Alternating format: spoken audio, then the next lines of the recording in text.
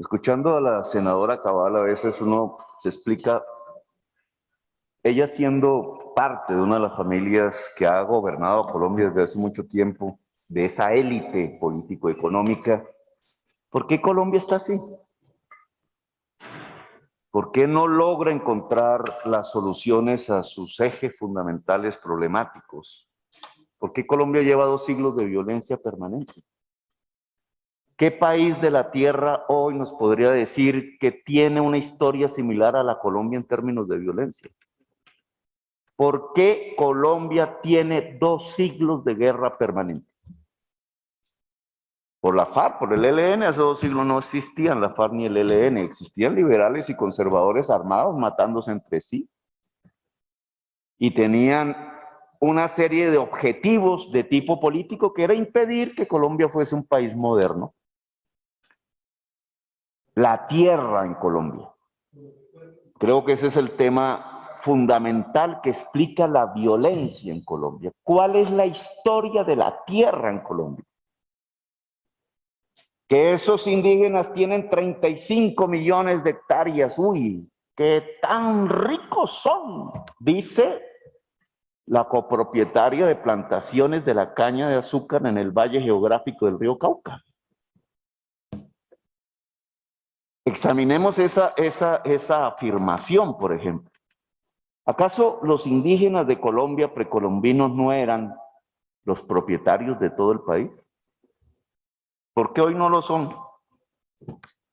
¿Acaso no fue porque hubo una conquista? ¿Acaso no fue porque hubo un genocidio? ¿Acaso no fue porque hubo una expoliación completa de sus tierras? ¿Acaso no los condenaron de ser dueños y señores de estas tierras a ser sirvientes? Que tenían que decir patrón y que tenían que decir peón, porque si no, el santo crucifijo los podía llevar al infierno. ¿No les enseñaron la religión así? No la religión liberadora, sino una esclavizadora. ¿Acaso no los volvieron esclavistas? ¿Esclavos de esclavistas? Toda la tierra fértil del valle del río Cauca fue tomada por esclavistas. Muchas de las familias de los poseedores actuales de esas tierras, allá en sus antepasados, no encuentran sino los apellidos blancos de esclavistas. Condenaron a su propio pueblo a la esclavitud, a eso que llaman los negros. Los condenaron a la esclavitud. Negros libertos fueron buscando tras su genuino sentimiento de libertad territorios que hoy tratamos de volver legales a través de la fórmula de las comunidades afrodescendientes. ¿Quién es el culpable de la esclavitud en Colombia? ¿Quién es el culpable de la expoliación de los pueblos indígenas? ¿Quién es el culpable de haber condenado a la sociedad colombiana a la exclusión social de las más violentas del planeta Tierra? No son los que hoy hablan y entonces dicen, no, es que el Estado es el enemigo y el Estado no debe crecer y el Estado no debe estar allí y el Estado no debe estar allá, porque queremos seguir haciendo los negocios untados de sangre y cocaína. Libertad para los negocios untados de sangre y cocaína. Un Estado no debe intervenir. Neoliberalismo, pero fascista la colombiana. Neoliberalismo mundial, pero esclavista la colombiana, condenando la exclusión a la mayoría de la población. Yo haría un reto. 10 veces más la tierra que poseen en los cañaduzales de la tierra plana y fértil del Valle del Cauca, 10 veces más entregárselos por las reservas que están en las altas montañas del Cauca. Porque es que es una bonita manera de medir la tierra por extensión. La tierra no se mide por extensión, la tierra se mide por calidad. Las 35 millones de hectáreas que puedan tener las reservas indígenas son la selva amazónica. No es el cañaduzal allá junto a Cali. donde mataban los niños negros simplemente porque querían comer. No, señora. La selva amazónica no es para cultivar, como piensa Bolsonaro, el fascista de Brasil, al que le aplaudían porque había ganado después de un golpe de Estado y después de mandar a la cárcel a quien le podía ganar. No, señora. La selva amazónica tiene que cuidarse. Y por tanto lo que hacen las comunidades indígenas, a las cuales ahora les dicen que son los propietarios de la selva amazónica, para no mostrar la estadística de la inmensa desigualdad de la tenencia de la tierra en el país, esas comunidades indígenas tienen una misión que es de las más altas y valiosas del mundo: cuidar el pulmón del planeta. Pero ahí no es para sembrar caña, ahí no es para sembrar papa, ahí no es para sembrar cacao, ahí es para cuidar la selva.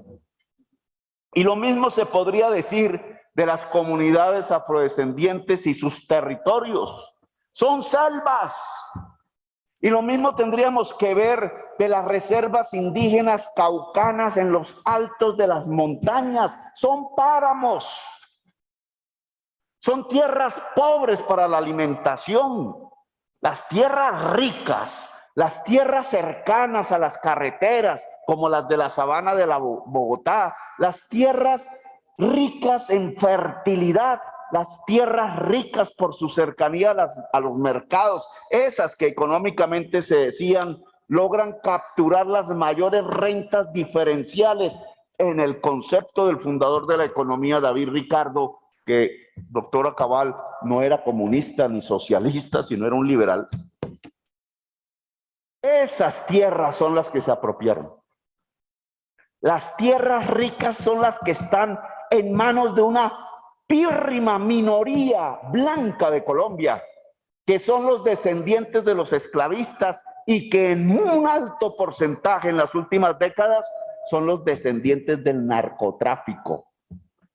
Tenemos 15 millones de hectáreas fértiles, no tenemos más en toda Colombia.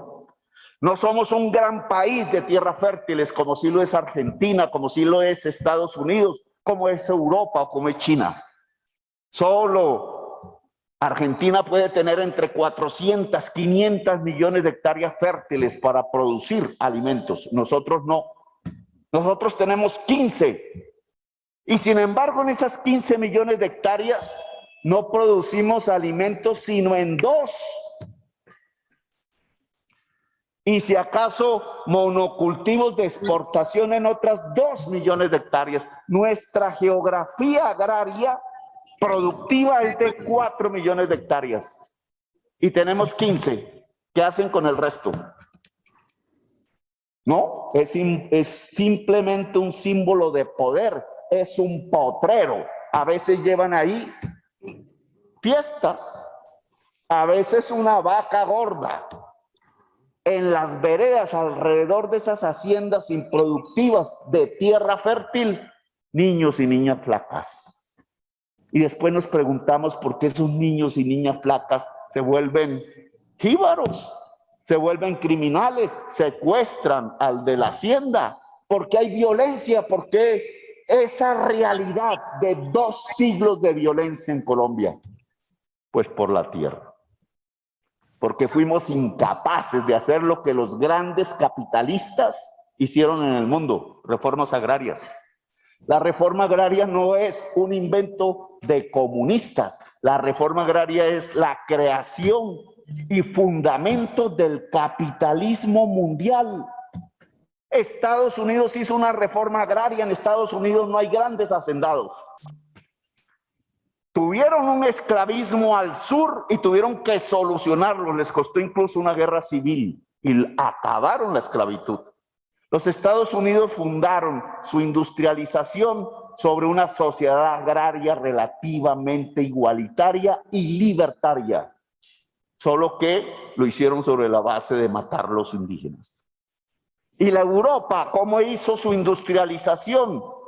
Hicieron revoluciones, hasta le cortaron la cabeza a reyes, quitaron el feudalismo y repartieron igualitariamente la tierra, como en Francia. Allí donde no lo hicieron, como en España, en Italia y en Alemania, se construyó el fascismo. Y una de las peores barbaries de la humanidad, el genocidio. 50 millones les costó a los europeos solucionar el problema. ¿Y cómo se industrializa el sudeste asiático? Si no quieren hablar de la China comunista, hablen de Taiwán, hablen del Corea del Sur, hablen del Japón. Ninguno de esos países se industrializó sin antes hacer una reforma agraria que garantizara la alimentación a su fuerza de trabajo y la repartición equitativa de las tierras.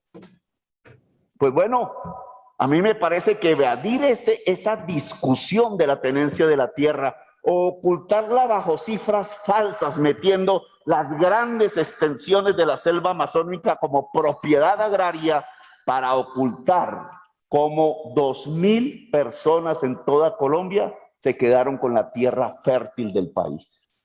Y cómo la visión absolutamente depredadora de esas 2.000 personas que han construido su poder político y económico sobre la base de poseer esa tierra, está evitando que le demos una solución democrática al problema de la tierra en Colombia, que es básico para construir la paz, y nos está llevando hacia una guerra perpetua y permanente. Hagamos trizas la paz, es lo que gritan. Plomo es lo que hay, es lo que gritan, y todos los días vemos los muertos y los muertos del plomo, como si Colombia no tuviera otra posibilidad, otra salida, otra oportunidad, como si Colombia fuera el único país del planeta Tierra que no tuviera la opción de la paz como una opción de su propia sociedad. Este proyecto de ley nos lleva hacia un terreno. Los campesinos que producen hoja de coca no son criminales. No deben ir a la cárcel como hoy sí llegan por decenas de miles. No ese es el camino para acabar el gran narcotraficante. El gran narcotraficante no se acaba porque tiene el poder político en Colombia. Y el poder político no queda en donde está el río Mira o donde está el Caquetá. El poder político está aquí en este Congreso. Está ahí en ese Palacio de Nariño. ¿Por qué el gran narcotraficante sigue siendo el gran narcotraficante? Porque él está aquí en el Congreso, está allá en ese pedazo de tierra que se llama el Palacio de Nariño. Y no porque el presidente lo sea, porque así me van a contestar, sino porque ponen en función de una política que prohíja el narcotráfico en el país, el Estado. El Estado no llega a ese territorio no porque no pueda, sino porque no quiere. El Estado, si quisiera llegar a donde está el río Mira, lo podría hacer. Necesita voluntad y dinero. Y toda la política alrededor del dinero en Colombia ha sido construida no para que el Estado vaya al río Mira con colegios, con escuelas, con universidades, no, sino para que el dinero se concentre en 2.000 personas. Y esa es la lógica que nos lleva a la guerra. Toda la política pública económica del país está centrada en cómo 2.000 personas se quedan con ese dinero y lo concentran. Y entre esas 2.000 personas, el narcotráfico. Y entonces le echamos la culpa al campesino del río Mira. Tratemos de que este Congreso, de alguna manera, empiece a pensar en forma diferente. Empiece a mirar el país en forma diferente. Empiece a sentir que su labor fundamental en la historia contemporánea de este país es trazar los rumbos diferentes, porque si nos mantenemos en los mismos, repitiendo la misma cantaleta durante décadas, echando un discurso aquí conservador, antinarcotraficante, pero allá afuera, invitándolos al club social, allá afuera, mirando el cementerio que se va construyendo todos los días, todos los meses, todos los años, durante décadas y quizás siglos. ¿Qué está haciendo el Congreso de Colombia?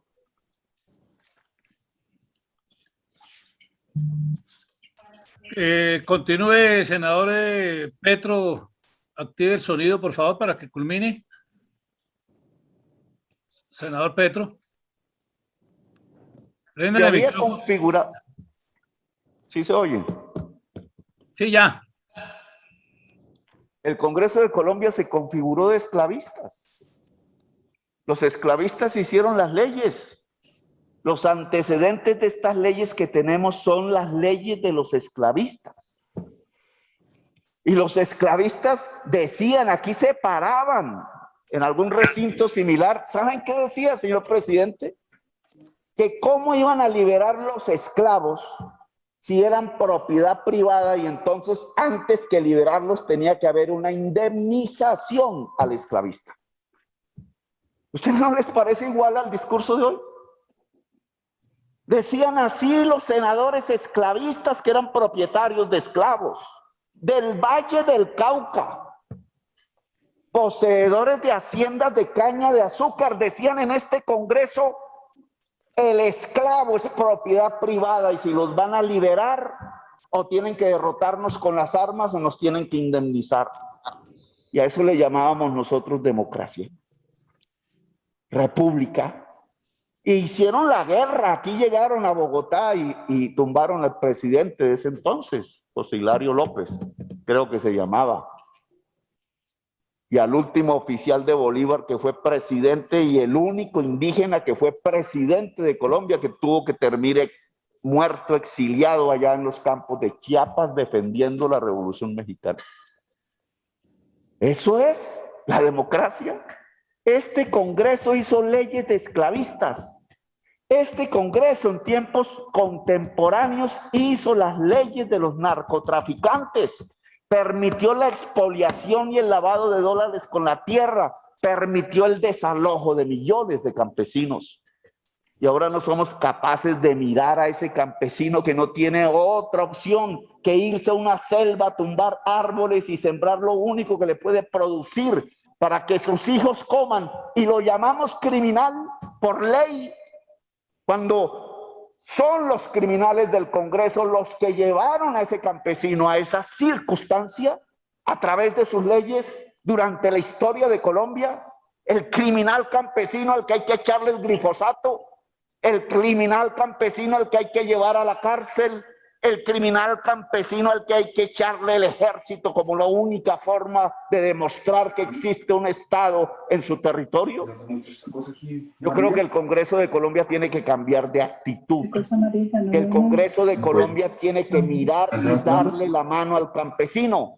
Que el Congreso de Colombia debe dejar de ser simplemente un escenario heredado de una república construida por esclavistas, que aún sigue pensando que el pueblo de Colombia no tiene otra opción que el de ser condenado a ser rebaño, que el de ser condenado a ser esclavo, que los rebaños solo tienen como destino ser llevados al matadero. Gracias, señor presidente. Antes de Una réplica, presidente, por favor. Presidente. Antes de darle luz a la palabra al senador Roy, que me la había solicitado, debo, perdóneme, conceder el derecho a réplica a la senadora María Fernanda Cabal. Bueno, oír la clase de historia dictada por Gustavo Petro resulta sorprendente, porque todo lo amaña, todo lo tergiversa y además se inventa unos conceptos fantásticos, el neoliberalismo fascista, en ese intento arduo del comunista de desprenderse de los fascistas, negando lo elemental. Solamente es mirar quién era Mussolini y sus papás y quién era Hitler y de dónde venía. Solamente hay que saber que el nazismo y el fascismo son hijos del socialismo. Así es, así usted esté haciendo un ingente esfuerzo por torcer una verdad que salta por todos los lados. Inclusive voy más allá. El creador, dentro de su psicopatía, de la predominancia de la raza aria dentro de la ideología nazi, fue un francés socialista, Gobineau, hacia mediados de 1800. Entonces no trate de convertir el fascismo y el nazismo en derecha porque no le cabe, no le cabe. Fascista, socialista, comunista, es el mismo vientre y el origen es idéntico. Ahora, quiero hacerle unas precisiones, porque yo sé que usted le habla a un público que está hipnotizado y le cree lo que le dice. Usted quiere saber que en Estados Unidos solo 100 personas tienen más tierras que lo que hay en Honduras. Los terratenientes gringos son 5 grandes terratenientes, 5 familias que tienen 9 millones de hectáreas, dentro de las que está el dueño de CNN, Ted Turner, con 800,000, bastante amigo de Fidel Castro, Ted Turner. Allá no están con el discurso de la tierra como si viviéramos en 1700, en 1800. Allá entendieron que el capital era la base del crecimiento y que solo en un sistema capitalista la clase popular, esa que venía de ser esclavizada, indígenas, negros, la gente empobrecida, tenía una opción de salir adelante. Y no era por la gracia del Estado, al contrario, eran con las leyes de libre mercado. Por eso tenemos hoy países ricos en Occidente, gracias al libre mercado, no al estatismo, no a la genialidad de congresos como este que pretenden dirigirle la vida al individuo, decirle cómo gana o cómo pierde. No, señor, así no es. Cuando usted hace referencia a la historia de la esclavitud y hace señalamientos a mi familia, bueno, parte de la historia de Colombia es esa. Es una historia de conquistas entre los pueblos indígenas y después de la conquista española, gústenos o no, fuimos conquistados y hoy somos un país riquísimo, no solo por la mezcla racial y la diversidad. Por eso tenemos comida, música y un sincretismo sensacional. ¿Cuál es el problema? ¿Usted cree, senador Petro, que su odio y su resentimiento me van a hacer a mí sentir culpable de mi origen y que siento además un orgullo y un agradecimiento con mis antepasados por lo que lograron en el Valle del Cauca, que no lo que usted dice esclavitud? La esclavitud fue en el estado del Cauca. El Valle del Cauca hoy tiene sus signos de riqueza gracias a la agroindustria, a familias como la familia Eder de origen judío. Gracias a la agroindustria hay miles de familias que lograron ser clase media y lograron acceder a estudios superiores que de otra forma no lo hubieran hecho, porque el empleado mejor pagado, para que usted lo sepa, así salga gritando diciendo que no, es el empleado de la industria azucarera y el empleado de la palma. Incluso el de la palma gana mucho más y mejor. Hoy en día, la misma herencia es la mejor reforma agraria, porque usted sigue pensando que nosotros vivimos como en esas novelas mexicanas, ¿no? Que llegan en coche, en carruaje. No, nosotros no tenemos ya absolutamente nada de lo que teníamos, porque además la economía de mercado ya se mueve en otros sectores. Hoy vale más un apartamento en Bogotá que la mejor finca que usted la ponga en cualquier sitio de Colombia. Incluso tierras más caras que la del Valle del Cauca, como es la del Valle de Ubaté. Entonces, no me hace sentir culpable para nada. Que si uno es mezclado o no mezclado, yo creo que todos tenemos sangre indígena y debemos tener gotas de sangre negra. ¿Cuál es el problema? Aquí el problema usted no lo resuelve con odio, senador Petro. El problema es de sentido común. Yo conozco mi historia para saber cuál fue el problema de la violencia política de este país. Y yo misma fui la que edité un artículo para quien yo trabajé, para que usted se sorprenda, que era el señor Álvaro Tirado Mejía, porque yo le edité la historia de las constituciones, donde veía cómo se excluía a través de privilegios el voto en Colombia. Y eso hay que conocerlo, así como se excluyó a lo largo de la historia en distintos privilegios y castas. Pero los más asesinos son esos de las doctrinas colectivistas que a usted le gusta, porque el récord se lo lleva Stalin, comunista, y Mao, comunista. Un poco más asesinos que Hitler, otro asesino que no deja de serlo. Entonces, si va a reescribir la historia de Colombia y la historia universal, por favor, los hechos verificables de la historia.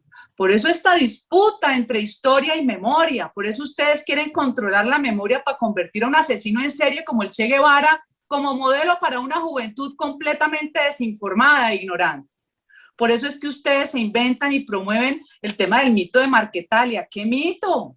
Más bien cuéntenos la violencia política del M-19, cómo secuestraron y asesinaron a José Raquel Mercado. Cuéntenos qué hicieron en el departamento del Cauca, uno de los más económicamente productivos en términos agropecuarios, que hoy es una ruina, porque sus amigos de la élite, óigase bien para que les sepa bien mal, de la élite terrateniente del CRIC, esos que se chuparon 50.000 millones con la cumbre agraria porque se los regaló el ministro Iragorri, esos, igual que los del PCN, de las comunidades negras, 50.000 millones. ¿Dónde está la platica? La élite terrateniente del CRIC, que hoy tiene 800.000 hectáreas de tierra, en su mayoría improductivas y otras en coca. ¿Le disgusta mi discurso? Me alegra que le disguste, porque no quiero parecerme en absolutamente nada a usted. Una moción de orden, presidente. Señor presidente, Una le moción de rogaría orden, la presidente. palabra, que la estoy esperando con paciencia después de las réplicas larguísimas de los compañeros, si es tan amable.